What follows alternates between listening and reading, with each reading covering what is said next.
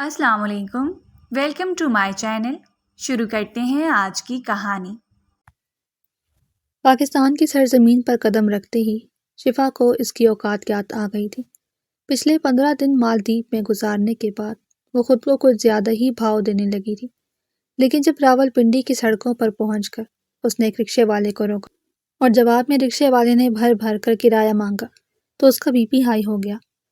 तुम मुझसे मेरी सारी जायदाद ही मांग लो, ये 500 क्या चीज़ है? शिफा ने जलकर रिक्शे वाले को कहा तो वह जवाब में उसे तंजिया अंदाज में देखने लगा और फिर हंसते हुए बोला, आपके पास जायदाद कहाँ होगी? आप तो शक्ल से ही फकीर नहीं लगती हैं। ये कहकर वो रुका नहीं बल्कि दुम दबाकर भागा था।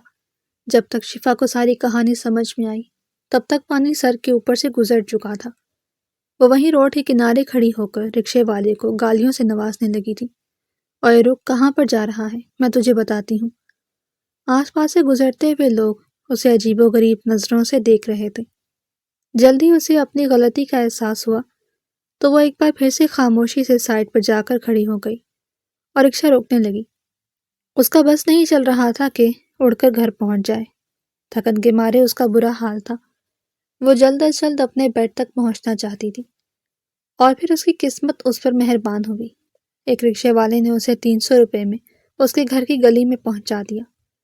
शिफा का इरादा तो उसे अपने घर के दरवाजे पर लेकर जाने का था, लेकिन गली का हशर देखकर उसने रिक्शे वाले को मजीद तंग करने का इरादा मुलतवी कर दिया। अभी उसने 2 कदम ही उठाए थे कि सामने का मंजर देखकर उसका माथा ठनका। हाय अल्लाह, ये लोग मेरे घर में क्या कर रहे हैं? दरअसल उसके बंगले का दरवाज़ा खुला हुआ था और वहां पर एक बड़े काले रंग की प्राडो खड़ी थी। आसपास 2 गार्ड्स मौजूद थे। और मिस्टर, तुम लोग कौन हो और यहाँ पर क्या कर रहे हो? और ये अपना काला डब्बा यहाँ से उठाओ। शिफा ने प्राडो की तरफ इशारा किया जो मगरमच्छ की तरह वहां पर खड़ी धूप सेंक रही थी। गार्ड ने उसे अजीब नजरों से देखा, जैसे वो किसी दूसरे सियारे की मखलूक हो। बीबी, आप कौन और अंदर कहाँ जाना है? मैं कौन हूँ? मैं इस घर की मालकिन हूँ, इसमें तुम लोग दिन दहाड़े जबरदस्ती दाखिल हो गए हो। अगर तुम लोगों ने 2 मिनट के अंदर अंदर अपना ये डब्बा यहाँ से ना हटाया तो मैं पुलिस को कॉल करूंगी और तुम लोग को धक्के देकर यहाँ से निकलवाऊंगी। इसी वक्त ही घर का दरवाज़ा खुला और एक हैंडसम खुश शक्ल नौजवान बाहर निकला। मगर शिफा उस वक्त उसे अपना दिल देने के मूड में नहीं थी। वो तो बस जानना चाहती थी कि यहाँ पर क्या हो रहा है। क्या आप मिस शिफा हैं? उसने बहुत ही शाइस्तगी से सवाल किया। उसे एहसास हुआ कि यूं जाहिलों की तरह उसे गुफ्तगू नहीं करनी चाहिए थी। अपने लहजे को शीरी से भी ज्यादा मीठा बनाते हुए शिफा ने जवाब दिया, जी मैं ही शिफा हूँ। शुक्र है कोई तो मुझे पहचानता है। अब आप मुझे बताएं कि आप कौन हैं और इस घर में क्या कर रहे हैं? मैं इस घर का मालिक हूँ। अब ये हमारी कंपनी की कस्टडी में है। शिफा को लगा था कि किसी ने सातों आसमान उसके सर पर लाकर फेंक दिए हों। आप होश में तो हैं मिस्टर? अगर मैं आपसे तमीज से बात कर रही हूँ तो इसका मतलब ये नहीं कि आप मेरी जायदाद पर कब्जा करके बैठ जाएं। मैं आपको आखिरी बार कह रही हूँ, अपना सामान उठाएं और मेरी चुटकी बजाने से पहले यहाँ से निकलें। ये कहकर शिफा ने 3 से 4 बार चुटकी बजा दी। दूसरी तरफ नौफिल के माथे पर भी लातादाद बल पड़ गए। एक तो इन जाहिल लोगों से भी डील करना बहुत मुश्किल होता है। उसने अपनी पेशानी को बेचैनी से मसलते हुए कहा, ओ मिस्टर, जाहिल किसको कहा है? तुम जाहिल, तुम्हारा पूरा खानदान, तुम्हारी बीवी, अगर नहीं है तो फिर होने वाली बीवी, तुम्हारे बच्चे, तुम सब लोग पागल अनपढ़। अभी इसी वक्त मेरे घर से निकलो वरना मैं पुलिस को कॉल मिला रही हूँ। शिफा ने फिर से धमकी दी। उसी वक्त ही एक वकील घर के अंदरूनी हिस्से से बाहर निकला। वो शिफा का फैमिली वकील था। जब वो मालदीव में थी तब भी वो उसे मुसलसल कॉल्स कर रहा था, लेकिन चूंकि वो वहां पर एंजॉय करने के लिए गई थी इसलिए उसने हर बार ही वकील साहब की कॉल काट दी। लेकिन अब उसे अपनी इस नादानी का भी शिद्दत से एहसास हो गया था। मिस्टर वजदान, देखिए ये लोग मेरे घर पर कब्जा करके बैठ गए हैं और मेरे होते हुए ये अपने आप को मेरे घर का मालिक कह रहे हैं। इनको बताएं। इससे पहले कि वो मजीद कुछ कहती, मिस्टर वजदान ने उसके कंधे पर हाथ रखा और उसे हौसला देते हुए कहा, मिस शिफा, ये लोग जो कह रहे हैं बिल्कुल ठीक कह रहे हैं। आपके बाबा ने इनकी कंपनी से एक बहुत भारी लोन लिया था جو وہ ادا نہیں کر سکے۔ ان کی لون کی 2 سالوں کی ٹرمز بھی ختم ہو گئی ہیں اور اس کے مطابق اب یہ گھر اس کمپنی کے پاس جائے گا۔ آپ کچھ بھی نہیں کر سکتی۔ آپ کے کہنے کا کیا مطلب ہے؟ کیا میں بالکل کنگال ہو گئی ہوں اور سڑکوں پر آ گئی ہوں؟ شفا نے کھوئے کھوئے سے لہجے میں سوال کیا تو مسٹر وجدان کی بجائے نوفل نے جواب دیا، آپ بالکل ٹھیک سوچ رہی ہیں اور ایسا ہی ہے۔ چلیے اب یہاں سے جائیں۔ ارے ایسے کیسے چلی جاؤں؟ شفا نے اس کے سامنے آ کر سینہ تان لیا۔ لون پاپا نے لیا تھا، میں نے تو نہیں، اور ویسے بھی 1 سال پہلے پاپا چلے گئے۔ اب کیا میں قبر میں جا کر ان سے پیسے مانگوں؟ تھوڑی شرم کریں، اتنے بڑے بزنس مین ہو کر ایک غریب لاوار اور معصوم لڑکی کو بے گھر کر رہے ہیں۔ نوفل نے ذرا بھی اثر نہ لیا اور اسے بازو سے پکڑ کر گیٹ سے باہر کی طرف دھکیلا۔ یہ ڈرامے کسی اور کے لیے بچا کر رکھے، گیٹ لاک کر دو۔ شفا سڑک پر کھڑی ہو گئی، اس کا ہینڈ بیگ اس کے ہاتھ سے چھوٹ کر زمین پر گرا۔ اس نے نوفل کی پشت کو گھورا اور اونچی آواز میں چلائی، میں تم لوگوں سے چن چن کر بدلہ لوں گی۔ اگر میں نے تم لوگوں کو تگنی کا ناچ نچایا تو میرا نام بھی شفا نہیں۔ اس نے زمین پر پڑا ہوا اپنا ہینڈ بیگ اٹھایا اور تھکے تھکے انداز میں چلنے لگی۔ اس کا ایک بیگ گھر کے اندر رہ گیا تھا جس میں وہ اپنے گھر کو سجانے کے لیے ڈھیر ساری چیزیں لائی تھی۔ ابھی اس کا دل کر رہا تھا کہ وہ دھاڑے مار مار کر رونا شروع کر دے۔ اچانک ہی دوبارہ سے گھر کا دروازہ کھلا۔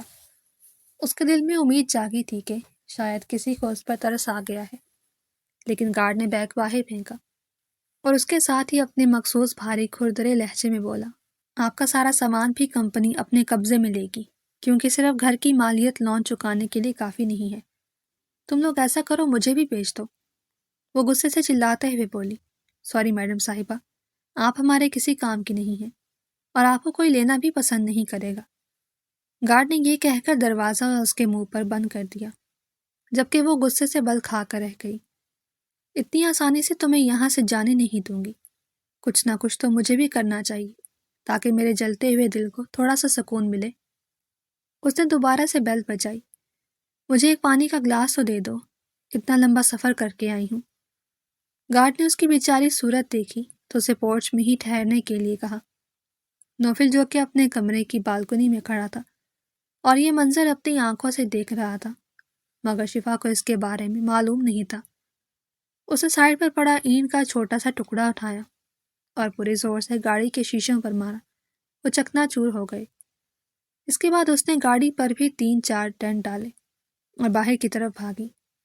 جب تک گارڈ واپس آیا تب تک وہ اپنا کام مکمل کر چکی۔ نوفل گارڈ کو کھا جانے والے انداز میں دیکھ رہا تھا۔ میں نے تمہیں منع کیا تھا دوبارہ اس لڑکی کو گھر میں داخل نہ ہونے دینا۔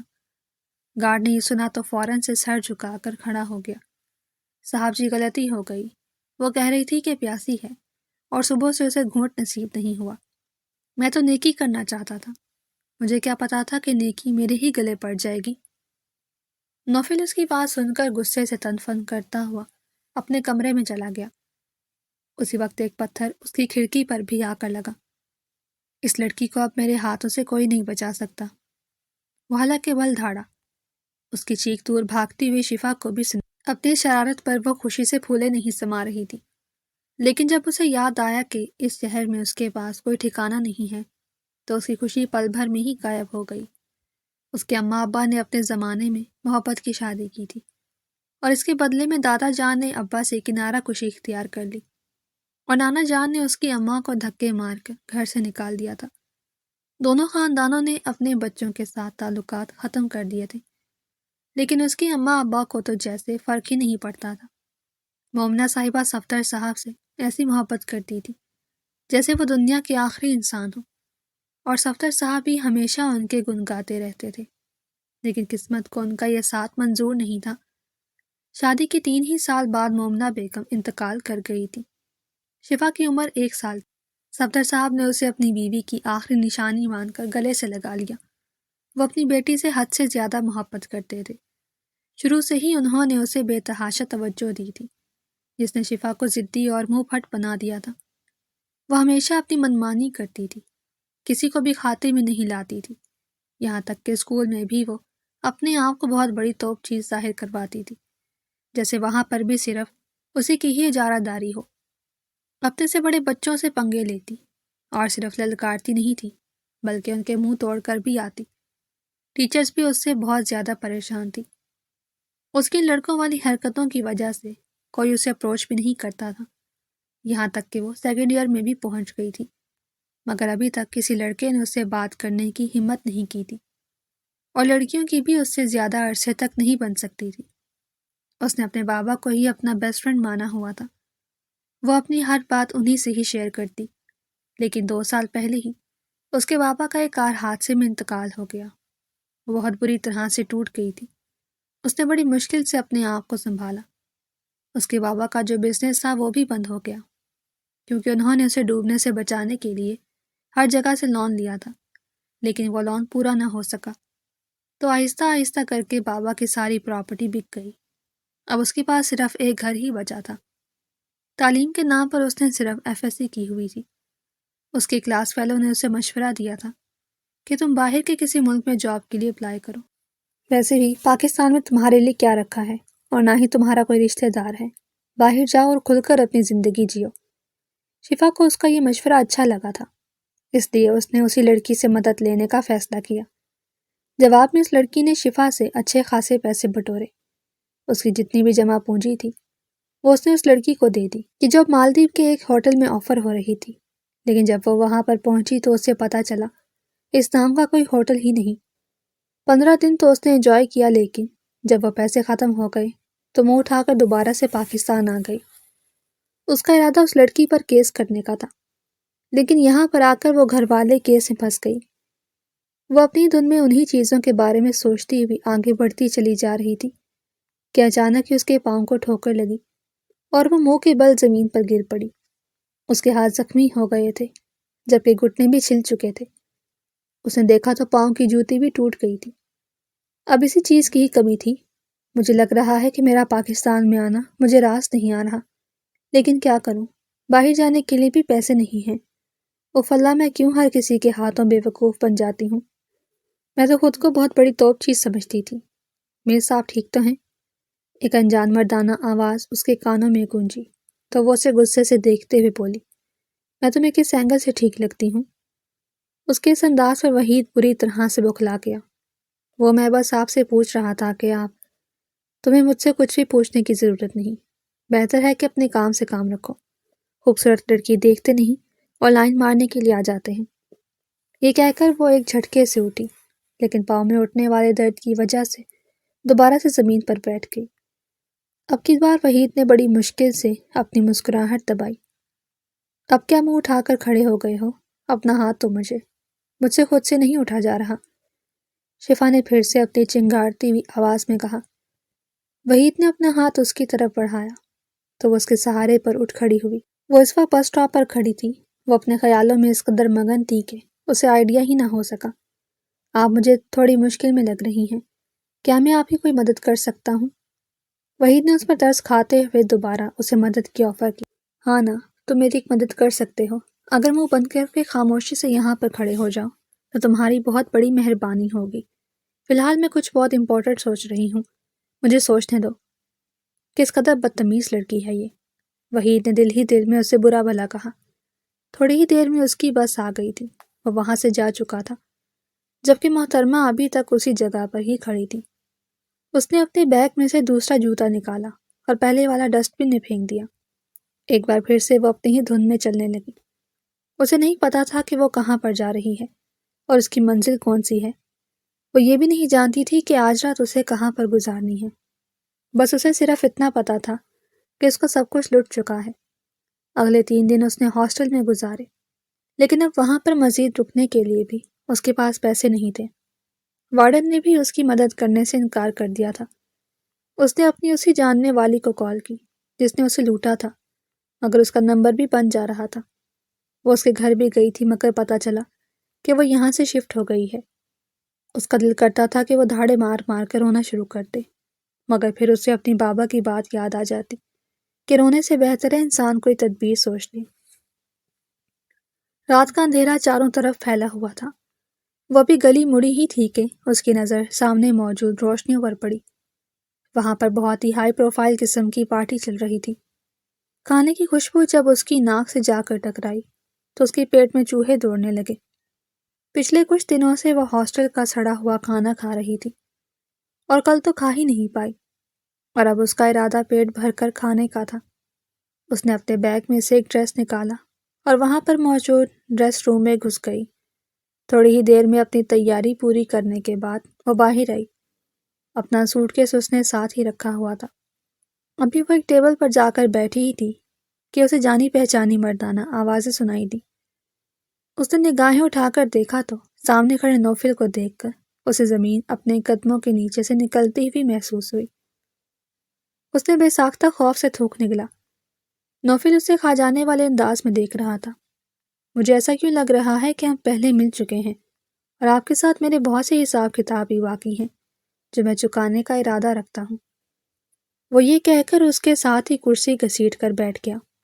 شفا کی حالت ایسی تھی جیسے کاٹو تو بدن میں لہو نہیں۔ اس نے خوف سے تھوک نکلا۔ نوفل نے اس کی گردن پر گلٹی بنتے ہوئے دیکھی۔ اس لڑکی کی وجہ سے اس نے بہت زیادہ نقصان اٹھایا تھا۔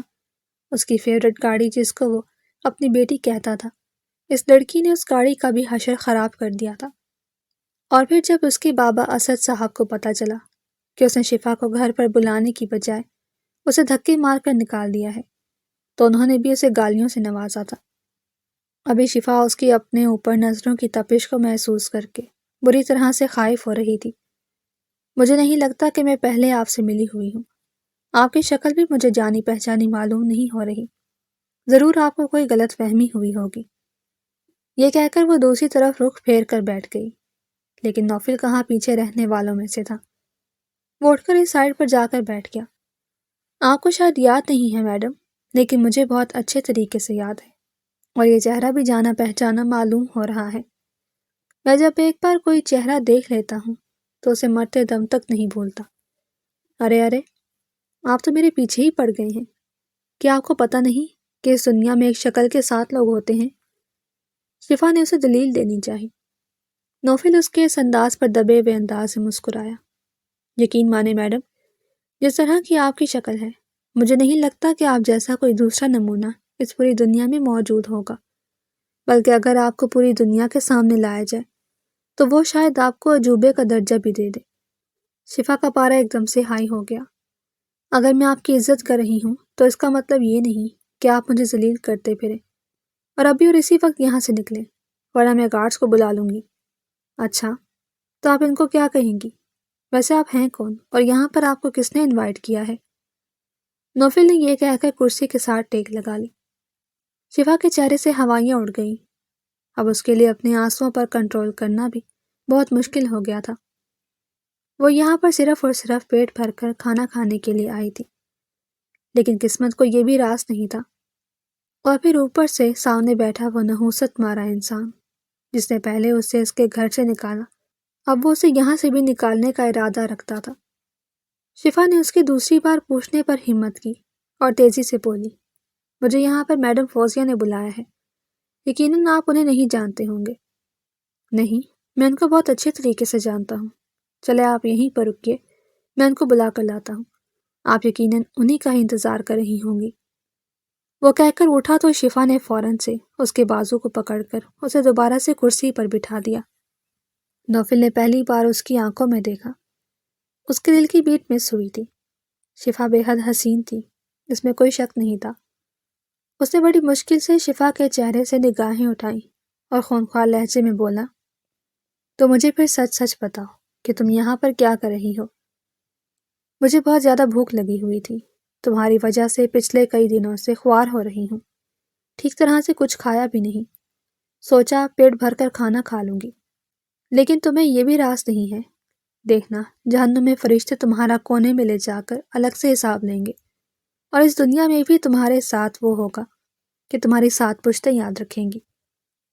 وہ اسے بد دعائیں دیتے ہوئے اٹھ کر وہاں سے جانے ہی لگی تھی کہ اچانک ہی نوفل کا دوست وہاں پر پہنچ گیا اور شفا کو پسندیدہ نظروں سے دیکھتے ہوئے بولا، ارے نوفل، یہ کون ہے؟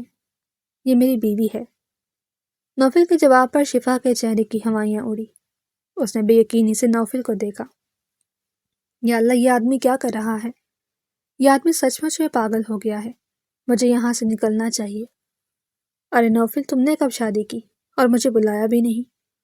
سلمان کو بہت زیادہ حیرت ہو رہی تھی کیونکہ وہ نوفل کی شخصیت سے اور اس کی فطرت سے واقف تھا، اور نوفل نے پہلے ہی واضح کر دیا تھا کہ وہ چاہے کچھ بھی ہو جائے شادی نہیں کرے گا۔ اسے عورت ذات سے ہی نفرت تھی، وہ عورتوں کی محفلیں پسند نہیں کرتا تھا، اس کی فرینڈز میں بھی کوئی عورت نہیں تھی۔ نوفل نے شفا کا بازو پکڑ کر اسے اپنے ساتھ کھڑا کر دیا، تب تک اسد صاحب بھی وہاں پر آ گئے۔ شفا کی شکل دیکھ کر ہی وہ اسے پہچان گئے تھے۔ ان کا دل خوشی سے دھڑکنے لگا، وہ ہو بہو ان کے چھوٹے بھائی کی کاربن کاپی تھی۔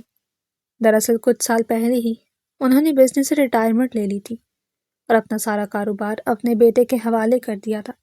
وہی بزنس ڈیلز کرتا تھا۔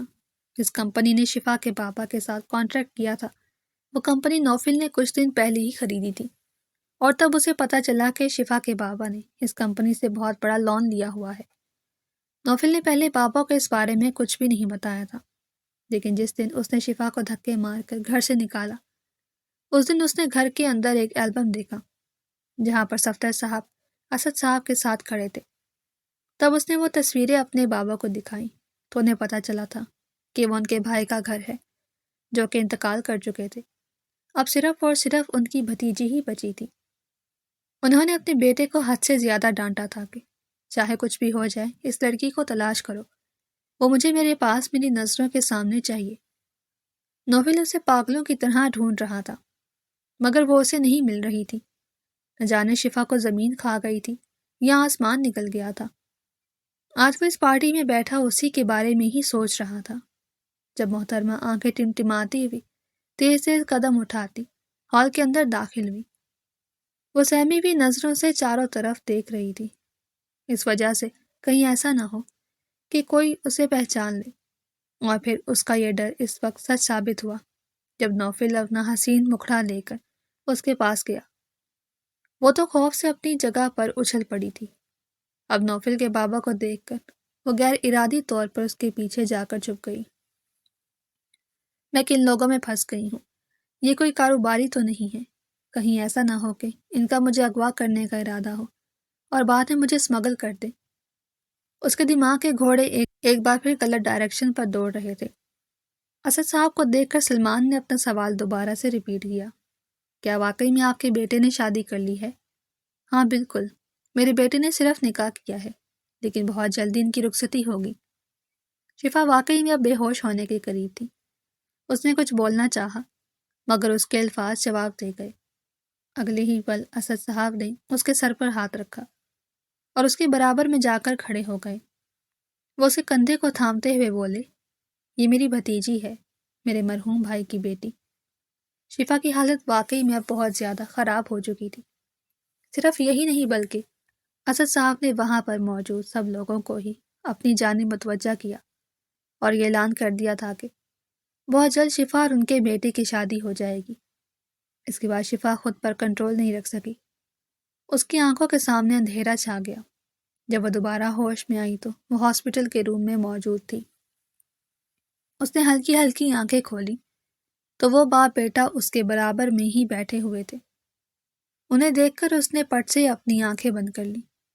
مجھے پتا ہے کہ تم جاگ رہی ہو، اس سے ڈرامے کرنے کی ضرورت نہیں۔ نوفل کے کاٹدار لہجے پر اس نے دل ہی دل میں اس کو گالیوں سے نوازا، جبکہ اسد صاحب نے زور سے اس کی کمر پر مکہ مارا۔ میں نے تمہیں کیا سمجھایا تھا؟ میری بچی سے پیار سے بات کرنا، یہ تمہاری وجہ سے ہی ڈر گئی تھی۔ تمہیں میں بتاتا بھی رہتا ہوں کہ اپنی موٹی موٹی بھینسوں جیسی آنکھیں معصوم بچیوں کو نہ دکھایا کرو، وہ گھبرا جاتی ہیں۔ لیکن نہیں، تم نے تو باز نہیں آنا ہوتا۔ اسد صاحب اب اس کی کلاس لے رہے تھے۔ شفا دل ہی دل میں انہیں شاباشی دے رہی تھی۔ شفا بیٹا، جب اس نے اپنے نام کی پکار سنی تو بہت ہی آہستہ سے اپنی آنکھیں کھولی اور معصومیت سے منہ بناتے ہوئے اسد صاحب کو دیکھنے لگی۔ میرا بچہ اب کیسا محسوس کر رہا ہے؟ انہوں نے اس کے بالوں میں انگلیاں چلائیں تو وہ نظریں جھکا گئی۔ مجھے بہت زیادہ ڈر لگ رہا ہے۔ ارے میری بچی، کس سے ڈر لگ رہا ہے تمہیں؟ میرے ہوتے ہوئے تمہیں کسی سے بھی خوف زدہ ہونے کی ضرورت نہیں۔ مجھے آپ کے بیٹے سے ڈر لگ رہا ہے، یہ بہت برے ہیں۔ آپ کو پتہ ہے 3 دن پہلے انہوں نے مجھے دھکے دے کر میرے گھر سے باہر نکالا تھا۔ میں گری ہوئی تھی اور یہ دیکھیں میرے ہاتھوں میں زخم بھی آ گئے تھے۔ اسد صاحب کا پارا ایک دم سے ہائی ہو گیا۔ نوفل کو احساس ہو گیا تھا کہ اب بہت جلد اس کے بال اپنے باپ کے شکنجے میں جانے والے ہیں، اس لیے وہ وہاں سے دم دبا کر بھاگا اور کمرے کے دروازے میں جا کر کھڑا ہو گیا۔ بابا جان یہ جھوٹ بول رہی ہے، میں نے اسے کوئی دھکا نہیں دیا تھا، میں نے تو بس اس کی بازو پکڑ کر اسے بہت آرام سے باہر نکالا تھا۔ اور اسے بھی تو پوچھیں، میری گاڑی کے اس نے سارے شیشے توڑ دیے تھے۔ بہت اچھا کیا تھا میری بچی نے، گاڑی کے شیشوں کے ساتھ ساتھ اسے تمہارے دانت بھی توڑنے چاہیے تھے۔ اسد صاحب نے اپنے دانتوں کو پیستے ہوئے کہا تو نوفل نے بے ساختہ اپنے ہونٹوں کو چھوا اور پھر جھرجھری لے کر رہ گیا۔ وہ امیجن کر رہا تھا کہ دانتوں کے بغیر وہ کس قدر خوفناک لگے گا۔ میری بچی، اس نے جو کچھ بھی کیا ہے میں تم سے اس کی معافی مانگتا ہوں۔ مجھے تمہارے پاپا کے بارے میں پتہ چلا، مجھے واقعی میں بہت افسوس ہوا۔ بابا کا ذکر سن کر شفا کی آنکھیں بھی آنسوؤں سے بھیگ گئیں اور اب نوفل بھی تھوڑا سا سنجیدہ ہو گیا۔ اسد صاحب مزید بولے، اماں اس کا انتظار کرتے کرتے اس دنیا سے رخصت ہو گئی تھی۔ انہیں لگا تھا کہ وہ معافی مانگنے کے لیے آئے گا، لیکن وہ کبھی نہیں آیا۔ اسد صاحب کا لہجہ مایوس تھا۔ وہ گئے تھے، میں بھی اپنے بابا کے ساتھ گئی تھی، لیکن دادا نے ہمیں دھکے دے کر گھر سے باہر نکال دیا تھا۔ انہوں نے صاف صاف کہا تھا کہ ہم لوگوں کی اس حویلی میں کوئی جگہ نہیں۔ شفا کا وہ سب کچھ یاد تھا جو اس کے ساتھ ہوا تھا۔ اسد صاحب ٹھٹک کر رک گئے۔ کیا بابا نے واقعی میں یہ سب کیا تھا؟ جی، اور میری پھپھو بھی ان کے ساتھ تھی۔ اسی وجہ سے تو مجھے میری پھپھو زہر لگتی ہیں، اور اچھا ہے کہ ہم ان کے ساتھ نہیں رہتے۔ نوفل نے پیچھے سے لقمہ دیا۔ مجھے بھی اپنی پھپھو حد سے زیادہ زہر لگتی ہیں۔ چلو شکر ہے ہم دونوں کسی ایک پوائنٹ پر تو ایک دوسرے کے ساتھ ہیں۔ اسد صاحب نے اسے کاٹدار انداز میں دیکھا تو وہ پھر سے دروازے کے پیچھے جا کر چھپ کر کھڑا ہو گیا۔ ابھی اسے دیکھ کر کسی بھی اینگل سے نہیں لگ رہا تھا کہ وہ ایک بہت بڑی کمپنی کا مالک ہے اور اس کے سامنے لوگ کھڑے ہو کر تھر تھر کانپتے ہیں۔ اس وقت وہ خود ایک بھیگی بلی معلوم ہو رہا تھا۔ بیٹا، جو کچھ بھی ہوا اس پر میں بہت زیادہ افسردہ ہوں اور مجھے شرمندگی بھی ہو رہی ہے، لیکن اب کیا کر سکتے ہیں، ماضی تھا، گزر گیا۔ اب ہمیں اپنے حال اور مستقبل پر توجہ دینی چاہیے۔ تم اب میرے ساتھ چلو گی اور میرے گھر میں ہی رہو گی، مگر وہ کیا میں آپ کو تایا جان کہہ کر پکار سکتی ہوں؟ اس نے بے ساختہ اجازت لی تو وہ جواب میں ہنس دیے۔ ظاہر سی بات ہے، میں تمہارا تایا ہوں تو تایا ہی کہہ کر پکارو گی، اور تمہیں کسی بھی چیز کی ضرورت ہو تو بلا جھجک مجھے کہہ سکتی ہو۔ فی الحال تو آپ وہ گھر مجھے واپس کر دیں، کیونکہ وہ میرے بابا کی آخری نشانی ہے۔ ہم لوگوں نے بہت ہی محبت سے اسے بنایا تھا اور سجایا تھا۔ ٹھیک ہے، وہ گھر کل ہی تمہارے نام ہو جائے گا۔ کل کس نے دیکھی ہے؟ آپ کیا ابھی وہ گھر میرے نام نہیں کر سکتے؟ ویسے بھی تو صرف کاغذات پر دستخط ہی کرنے ہیں۔ نوفل اس لالچی لڑکی کو گھور کر رہ گیا، مگر شفا نے اس کی گھوریوں کا اثر نہیں لیا۔ وہ بس آنکھیں گھماتے ہوئے اسے دیکھ رہی تھی۔ ٹھیک ہے، ابھی تھوڑی ہی دیر میں یہ سارے کاغذات لے آئے گا۔ وہ گھر تمہارا ہی ہے اور ہمیشہ تمہارا رہے گا، کوئی بھی وہ تم سے چھین نہیں سکے گا۔ آپ کا بہت بہت شکریہ تایا جان، آپ واقعی میں دنیا کے بیسٹ تایا ہیں۔ ویسے میں آپ لوگوں کو آپس کی بات بتاؤں، میں نے سوچا ہوا تھا کہ جب میرے اپنے خاندان کے کسی آدمی سے ملاقات ہوگی تو میں بہت زیادہ اوور ریئیکٹ کروں گی، روں گی، چیخوں گی، ڈرامے بازیاں کروں گی، لیکن ایسا کچھ ہوا ہی نہیں۔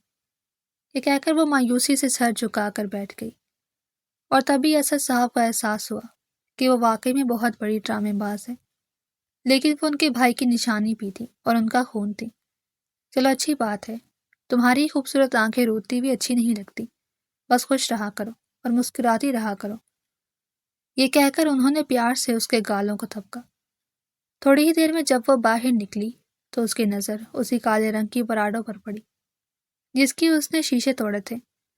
ارے واہ، تم نے تو دوبارہ سے شیشے لگوا لیے، اس نے جان بوجھ کر نوفل کو سنانے کے لیے اونچی آواز میں کہا، تو وہ اسے گھور کر رہ گیا۔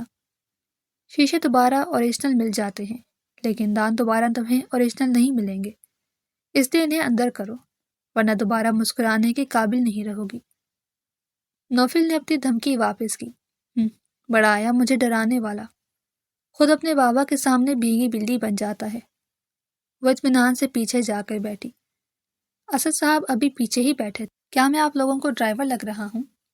جی بالکل، اسی وجہ سے تو ہم نے آپ کی شکل کے مطابق پچھلی سیٹ کا انتخاب کیا ہے، جواب پھر سے شفا نے دیا۔ بابا آپ دیکھ رہے ہیں یہ کیسے میرے ساتھ بدتمیزی کر رہی ہے؟ نوفل نے جھنجھلاتے ہوئے کہا۔ شفا بیٹا اسے پریشان مت کرو، وہ چھوٹی چھوٹی بات پر رونا شروع کر دیتا ہے۔ اسد صاحب نے دوبارہ سے شفا کی سائیڈ لی تو وہ بس پل کھا کر رہ گیا۔ سب لوگوں سے میں نمٹ لوں گا، اور اس لڑکی کو تو اب میں تگنی کا ناچ نچاؤں گا۔ اب تو ویسے بھی یہ میرے گھر میں ہی جا رہی ہے۔ شفا اب کافی حد تک پرسکون ہو گئی تھی، لیکن اندر سے وہ کنفیوز بھی ہو رہی تھی، کیونکہ حویلی میں جانے کا مطلب یہ تھا کہ پورے خاندان سے ملاقات کرنا۔ ان کے خاندان میں جوائنٹ فیملی کا سسٹم تھا۔ دادا جان نے اس بار اسے دیکھ کر دھتکارا نہیں تھا، بلکہ اسے گلے لگا کر خاموشی سے آنسو بہاتے رہے۔ انہیں آج بھی اپنے کیے پر پچھتاوا تھا کہ اس دن انہوں نے اپنے بیٹے کو کیوں نکالا تھا۔ وہ اپنی بیٹی کی باتوں میں آ گئے تھے۔ ناصرہ بیگم کو ڈر تھا کہیں ایسا نہ ہو کہ جائیداد میں ان کا حصہ کم ہو جائے، اسی لیے انہوں نے اپنے بھائی کو مکمل طور پر ہی جائیداد سے بے دخل کروا دیا تھا۔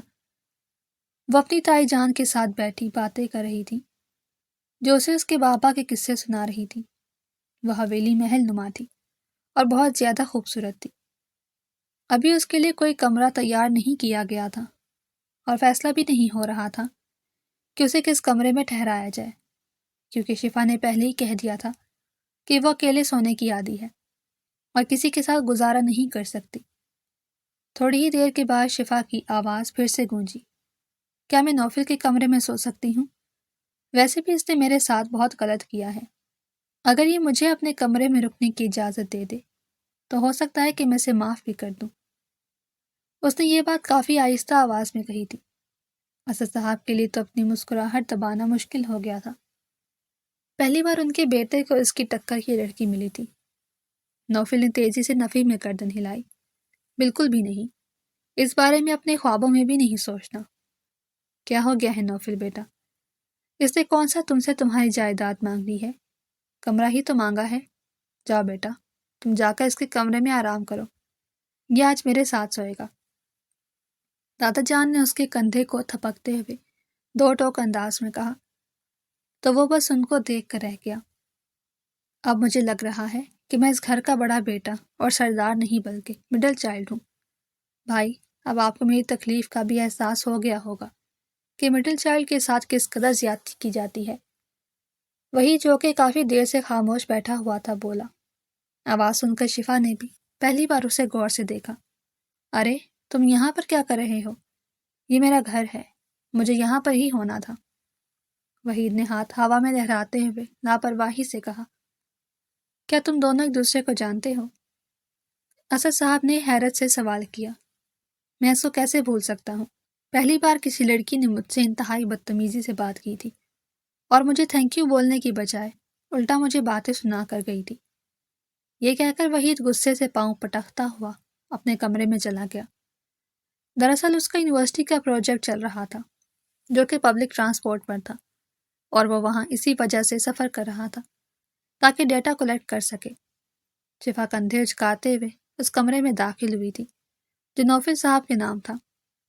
اس نے پہلے گھوم کر کمرہ چاروں طرف سے دیکھا اور پھر ایک تصویر کے سامنے جا کر کھڑی ہو گئی۔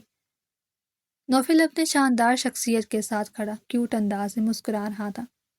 ارے یہ انسان تو ہنستا بھی ہے، مجھے تو لگ رہا تھا کہ یہ صرف زہر ہی اگلتا ہے۔ وہ خود سے باتیں کرتے ہوئے پلٹی۔ اچانک ہی اس کا سر زور سے نوفل کے سینے سے جا کر ٹکرایا۔ وہ درد سے کرا کر رہ گئی۔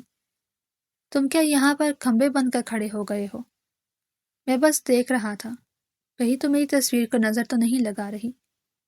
فکر مت کرو، تم جیسے نظر بٹو کو نظر نہیں لگتی۔ دیکھو لڑکی، مجھ سے تمیز سے بات کیا کرو، کیونکہ اس گھر میں رہنے کے لیے تمہیں میری ہی بات ماننی ہوگی۔ نوفل نے اسے باور کروانا چاہا تو وہ کمر پر ہاتھ رکھ کر لڑنے مرنے کے لیے میدان میں اتر آئی۔ او ہیلو مسٹر، میں اپنے دل کے علاوہ کسی کی نہیں سنتی، اور تم جیسے گونچو کی بات ماننے سے اچھا ہے کہ میں کسی دیوار سے مشورہ کر لوں۔ کم از کم اس کا مشورہ تم سے اچھا ہی ہوگا۔ اور تم یہاں پر کیا کر رہے ہو؟ میں سونے لگی ہوں۔ میں بھی یہاں پر سونا چاہتا ہوں۔ تمہارا دماغ تو خراب نہیں ہو گیا؟ تم میرے شوہر نہیں ہو؟ وہ تیزی سے بولی۔ لیکن بن تو سکتا ہوں نا، اس میں کون سی دیر لگتی ہے؟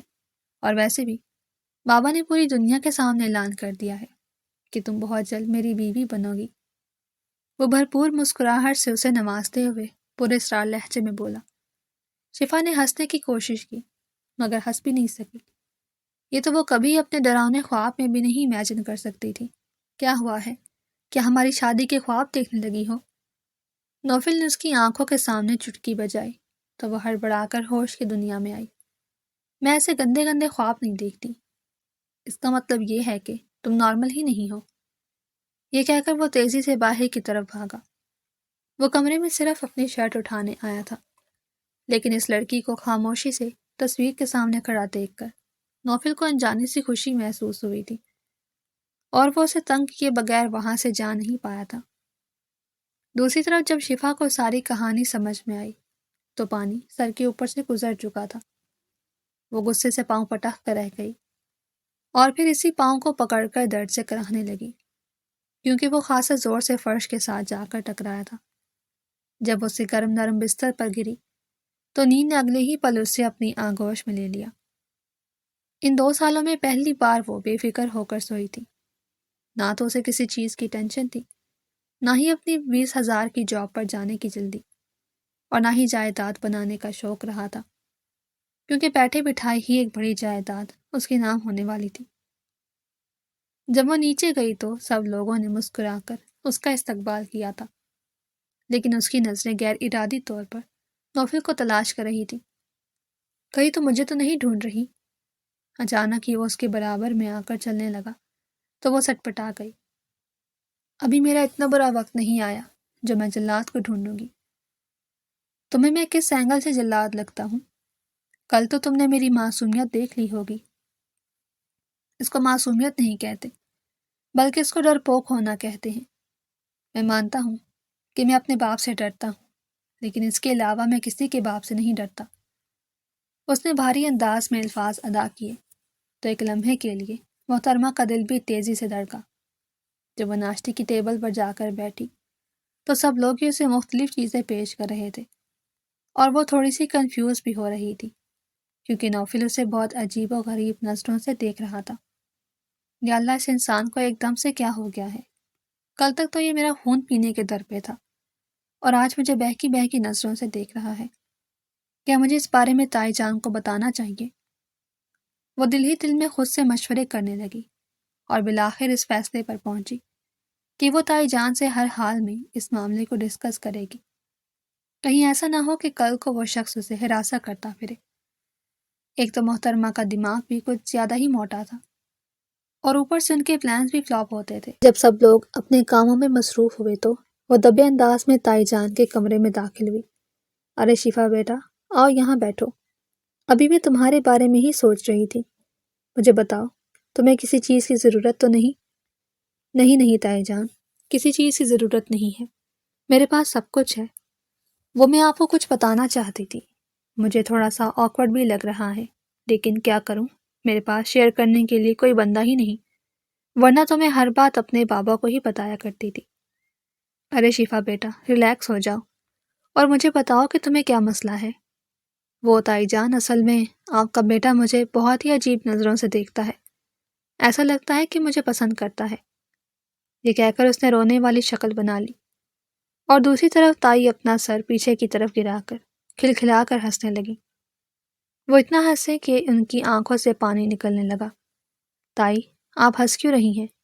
میں سچ بتا رہی ہوں، میں مذاق نہیں کر رہی۔ بیٹا، میں جانتی ہوں کہ تم مذاق نہیں کر رہی، مجھے بتاؤ کہ اس میں پریشان ہونے والی کون سی بات ہے؟ ویسے بھی تمہارے تایا نے فیصلہ کیا ہے کہ وہ تم دونوں کا نکاح کریں گے۔ تمہیں تو خوش ہونا چاہیے کہ تمہارا شوہر تم پر فدا ہے۔ اس طرح کے بندے عورت کے قابو میں رہتے ہیں۔ تم تو میرے بیٹے کے دل پر اور اس کی زندگی میں عیاشی کرو گی۔ تائی جان، ایسا کیسے ممکن ہو سکتا ہے؟ وہ بندہ کبھی بھی مجھ سے شادی نہیں کرے گا، اور مجھے فریحہ نے بھی بتایا تھا کہ انہیں عورت کے نام سے ہی نفرت ہے۔ وہ عورت کا نام سنتے ہیں تو ان کا پارا ہائی ہو جاتا ہے۔ چلے میں آج لڑکی ہوں، لیکن کل کو میں بھی تو عورت بن جاؤں گی، اور میں عورت بنی تو کہیں ایسا نہ ہو وہ مجھے دھکے دے کر اپنی زندگی سے باہر نکال دے۔ میں اپنے بچوں کو لے کر کہاں پر جاؤں گی؟ وہ ایک دم سے رونے والی ہو گئی۔ تائی جان نے آگے بڑھ کر اسے اپنے گلے سے لگا لیا اور اس کے بالوں میں ہاتھ پھیرتے ہوئے بولی، تم بہت زیادہ سوچ رہی ہو، ایسا کچھ بھی نہیں ہوگا، دیکھنا اللہ تعالیٰ تمہارے نصیب بہت اچھے کریں گے، اور اگر تمہیں میرا بیٹا پسند نہیں ہے تو تم اس شادی سے انکار کر دو، تمہارے اوپر کسی قسم کی پابندی نہیں۔ کیا میں واقعی میں شادی سے انکار کر سکتی ہوں؟ آپ مجھے اس حویلی سے باہر تو نہیں نکالیں گے نا؟ اس نے ڈبڈباتی ہوئی آنکھوں سے پوچھا، کیونکہ اب میرے پاس آپ لوگوں کے علاوہ اور کوئی ٹھکانہ نہیں۔ تائی کی آنکھیں بھی آنسوؤں سے بھیگ گئیں۔ انہوں نے اس کا چہرہ اپنے ہاتھوں کے پیالے میں لیا اور اس کے ماتھے پر بوسہ دیتے ہوئے بولی، تم اپنے ذہن سے ہر طرح کا خوف اور ڈر نکال دو، جو تمہیں اچھا لگتا ہے تم وہ کرو، تمہارے ہر فیصلے کو اہمیت دی جائے گی، اور کسی میں بھی ہمت نہیں کہ وہ تمہیں یہاں سے نکال سکے۔ میں اپنی بچی کے ساتھ ہوں۔ یہ کہہ کر انہوں نے اسے زور سے اپنے سینے سے لگا لیا۔ زندگی میں پہلی بار شفا نے ماں کے احساس کو محسوس کیا تھا، اور یہ احساس واقعی میں بہت سکون پہنچانے والا تھا۔ وہ بہت زیادہ خوش تھی۔ کل کو جب دادا جان نے اس سے اس رشتے کے بارے میں پوچھا تو اس نے صاف انکار کر دیا۔ مجھے اس آدمی سے شادی نہیں کرنی، وہ بہت زیادہ غصے والا ہے، اور اس کا مزاج ہی میرے ساتھ میچ نہیں کرتا، میرا اس کے ساتھ گزارا نہیں ہو پائے گا۔ دراصل ان دنوں نوفل ایک امپورٹنٹ پروجیکٹ کے سلسلے میں کشمیر گیا ہوا تھا۔ جب فون پر اسے بتایا گیا کہ محترمہ نے شادی کرنے سے انکار کر دیا ہے تو اس کا خون غصے سے کھولنے لگا۔ بڑی مشکل سے اس نے اپنے اندر اٹھتے ہوئے لاوے پر قابو پایا تھا۔ زندگی میں پہلی بار اس کا کسی لڑکی پر دل آیا تھا، اور اس نے کسی کو اپروچ کرنے کی کوشش کی تھی، لیکن بدلے میں اسے صرف انکار سننے کو ملا تھا۔ رات 11 بجے کا وقت تھا۔ شفا لیپ ٹاپ پر بیٹھی اپنا فیوریٹ ڈرامہ دیکھ رہی تھی کہ اچانک ہی اس کا موبائل بجا۔ بغیر نمبر دیکھے اس نے موبائل کان سے لگایا۔ ہیلو، پہلے کھا لو پھر مجھ سے بات کر لینا۔ شفا نے فوراً سے کاجو نگلے اور موبائل کو کان سے ہٹا کر اپنی آنکھوں کے سامنے کیا۔ وہاں پر ایک انجان نمبر شو ہو رہا تھا۔ آپ کون بات کر رہے ہیں؟ تم تو مجھے بہت جلدی بھول گئی۔ شفا اس بار پہچان گئی تھی کہ وہ نوفل ہے۔ اس نے بے ساختہ خوف سے تھوک نگلا۔ آدھی رات کے وقت یوں شریف لوگوں کو کال کرنا معیوب سمجھا جاتا ہے۔ میں آپ سے ابھی بات نہیں کر سکتی۔ یہ کہہ کر اس نے کال کھٹ سے کاٹ دی۔ شفا کی بچی، تم دیکھو اب ذرا میں تمہارے ساتھ کیا کرتا ہوں۔ نوفل نے زور سے موبائل سائڈ پر پھینکا، لیکن وہ بیڈ سے ہوتا ہوا زمین پر گر گیا۔ اس بیچاری کی اسکرین بھی ٹوٹ گئی۔ اس نے دوسرے موبائل سے اپنے دوست کو کال ملائی اور لڑکیوں کی طرح شکایتیں کرنا شروع کر دی۔ وہ جو سوچتا تھا کہ وہ کبھی بھی لڑکیوں کے چکر میں نہیں پڑے گا، اور نہ ہی کبھی اپنے دوستوں سے لڑکیوں کے معاملے میں مشورے لے گا، مگر آج اسی فیز میں آ کر پھنس گیا تھا۔ جس چیز پر وہ دوسروں کا مذاق بناتا تھا آج اسی کا مذاق بن رہا تھا، مگر اسے پرواہ نہیں تھی۔ وہ اپنے دل کے پھپولے پھوڑتے ہوئے تیز لہجے میں بولا، پہلی بار کسی سے محبت ہوئی ہے مجھے، اور پہلی ہی بار میں ریجیکٹ ہو گیا ہوں، مجھ سے یہ ہضم نہیں ہو رہا۔ دوسری طرف موجود سکندر نے مسرور لہجے میں کہا، صرف تجھے محبت ہوئی ہے، ضروری تو نہیں کہ اس لڑکی کو بھی محبت ہو۔ بعض اوقات انسان صرف یک طرفہ محبت کا غم اپنے ساتھ لگا کر قبر میں اتر جاتا ہے، شاید تیرے ساتھ بھی یہی ہونے والا ہے۔ یہ کہہ کر اس نے کال کاٹ دی۔ وہ جان گیا تھا کہ سب لوگ اس سے بدلہ لے رہے ہیں، لیکن اسے بھی اب کافی حد تک سمجھ آ گیا تھا کہ سچویشن کو کیسے ہینڈل کرنا ہے۔ اگلے کچھ دنوں میں خاندان میں ایک بہت بڑی گرینڈ پارٹی رکھی گئی تھی، جو کہ شفا کے واپس آنے کی خوشی میں تھی۔ اس نے پارٹی کے لیے اپنی مرضی کا ڈریس بنوایا تھا، اور وہ اسے بہت حسین لگ رہی تھی، آسمان سے اتری ہوئی پری معلوم ہو رہی تھی۔ اس دوران اس کے ذہن میں صرف نوفل کا ہی چہرہ گھوم رہا تھا۔ جب سے اسے پتہ چلا تھا کہ نوفل اس کے لیے اپنے دل میں جذبات رکھتا ہے، تب سے اس کے اس دل کی بھی حالت چینج ہو گئی تھی، کیونکہ نوفل ہر لحاظ سے پرفیکٹ تھا، اور سب سے بڑھ کر یہ کہ وہ ایک اچھے دل کا مالک تھا۔ دادا جان سے اسے نوفل کے بارے میں بہت سی چیزیں پتہ چلی تھیں۔ وہ ایک یتیم خانہ بھی چلا رہا تھا اور اس کے ساتھ ساتھ گاؤں میں جتنے بھی لڑکیوں کے اسکول تھے وہ نوفل نہیں بنوائے تھے۔ ایک پلس پوائنٹ یہ تھا کہ پہلے اس کی زندگی میں کوئی لڑکی نہیں آئی تھی۔ اگر وہ اس کی زندگی میں شامل ہوتی تو وہ پہلی لڑکی ہوتی، لیکن وہ چاہتی تھی کہ نوفل تھوڑی سی محنت کرے۔ وہ اتنی آسانی سے خود کو اس کے حوالے کرنے کے لیے تیار نہیں تھی۔ پارٹی میں نوفل بھی بہت بن ٹھن کر آیا تھا۔ بلیک 3 پیس سوٹ میں اس کی پرسنالٹی مزید اجاگر ہو گئی تھی۔ اس نے اس دوران شفا کو مکمل طور پر اگنور کیا اور اس کے قریب سے نکلتا ہوا ہانیہ کے ساتھ جا کر کھڑا ہو گیا، جو اس کی پھپھو جان کی بیٹی تھی، اور وہ اس سے یوں باتیں کرنے میں مصروف تھا جیسے ان دونوں کی آپس میں بہت اچھی بانڈنگ ہو۔ حالانکہ پہلے کبھی اس نے ہانیہ کو منہ بھی نہیں لگایا تھا۔ وہ بیچاری بھی خوش ہو گئی کہ اس کی لاٹری نکل آئی ہے۔ شفا نے یہ دیکھا تو اس کی آنکھیں ڈگمگانے لگیں۔ اسے منظر دھندلا ہوتا ہوا محسوس ہوا تھا۔ اچھا ہوا ہے جو مجھے اس انسان کی اصلیت کے بارے میں پتہ چلا، میں تو ایویں ہی اس کے بارے میں سوچے بیٹھی تھی۔ نوفل کنکھیوں سے شفا کی حرکتیں بھی نوٹ کر رہا تھا۔ اس کے وہاں سے غصے سے چلے جانے پر نوفل کو اس کے تمام تر سوالوں کا جواب مل گیا۔ اس نے اپنے آپ کو کمپوز کیا اور رات ہونے کا انتظار کرنے لگا۔ تقریباً 12 بجے شفا کے کمرے کے دروازے پر دستک ہوئی۔ اس نے دروازہ کھولا تو سامنے ہی نوفل کھڑا تھا۔ وہ اسے دیکھ کر گڑبڑا گئی۔ کیا میں اندر آ سکتا ہوں؟ اس نے اجازت مانگی تو وہ غیر محسوس انداز میں ایک سائڈ پر ہو کر کھڑی ہو گئی۔ تم نے شادی سے انکار کیوں کیا؟ حالانکہ تم جانتی بھی ہو کہ میں تم سے محبت کرتا ہوں۔ وہ سنجیدگی سے اس کے چہرے کو دیکھتے ہوئے دو ٹوک لہجے میں بولا، مجھے کیسے پتا کہ آپ مجھ سے محبت کرتے ہیں؟ کون سا آپ نے کبھی مجھے بتایا تھا؟ پسندیدہ نظروں سے دیکھنے کا کیا مطلب ہوتا ہے؟ اور شادی کا پیغام کس لڑکی کو دیا جاتا ہے؟ اسی کو نا جسے آپ پسند کرتے ہوں؟ وہ جھنجھلاتے ہوئے بولا۔ شفا نے بھی دو بدو جواب دیا، آپ تو کہتے تھے آپ کو عورتوں سے نفرت ہے، اب آپ کو ایک دم سے مجھ سے محبت کیسے ہو گئی؟ ارے شفا بیگم، یہی تو معاملہ ہے جو مجھے سمجھ میں نہیں آ رہا کہ مجھے آپ سے کیسے محبت ہو گئی۔ لیکن اب مجھے یہ بتائیں کہ میں ایسا کیا کروں جو آپ کو بھی مجھ سے محبت ہو جائے؟ شفا خاموشی سے اس کے چہرے کو گھورنے لگی۔ آپ میرے معیار پر کبھی بھی پورا نہیں اتر سکتے۔ شفا نے اس کی طرف سے رخ پھیرتے ہوئے کہا، آپ ایک بار حکم کریں، ہم آپ کو مایوس نہیں کریں گے۔ وہ اس کے سامنے جا کر کھڑا ہو گیا۔ آپ کبھی بھی مجھے ڈانٹیں گے نہیں، میرے معاملات میں دخل اندازی نہیں کریں گے، اور مجھے ہر جگہ پر گھمانے کے لیے بھی لے جائیں گے، اور مجھے اپنی گاڑی بھی چلانے دیں گے۔ اگر آپ مجھ سے شادی کر لیں گی تو یہ سب کچھ ویسے بھی آپ کو ہی مل جائے گا۔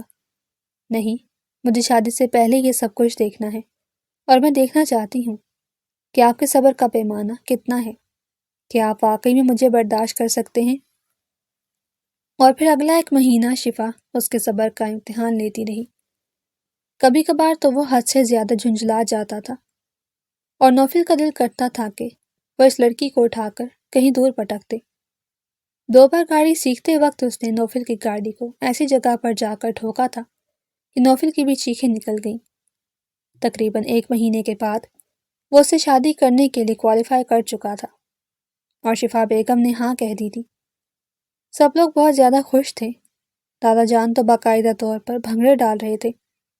شفا بھی مطمئن ہو گئی تھی، وہ تو ویسے بھی اسے پسند کرتی تھی، اور یہ سب کچھ صرف نوفل کو تنگ کرنے کے لیے تھا۔ رخصتی کے وقت وہ حد سے زیادہ کنفیوز تھی جب نوفل اس کے کان میں جھکا اور دھیمے لہجے میں بولا، میڈم صاحبہ، حساب کتاب برابر کرنے کا وقت آ گیا ہے، اپنے آپ کو ذہنی طور پر تیار کر لینا، میں نے کوئی بہانہ نہیں سننا۔ اور اس رات اس نے بہت ہی پیار سے شفا کو سمیٹا تھا۔ اگر آپ کو ہماری کہانی پسند آئی ہے تو لائک کریں، اور اس طرح کی مزید دلچسپ کہانیاں سننے کے لیے ہمارے چینل کو سبسکرائب کریں، اور کامنٹ سیکشن میں اپنی رائے کا اظہار ضرور کریں۔ شکریہ۔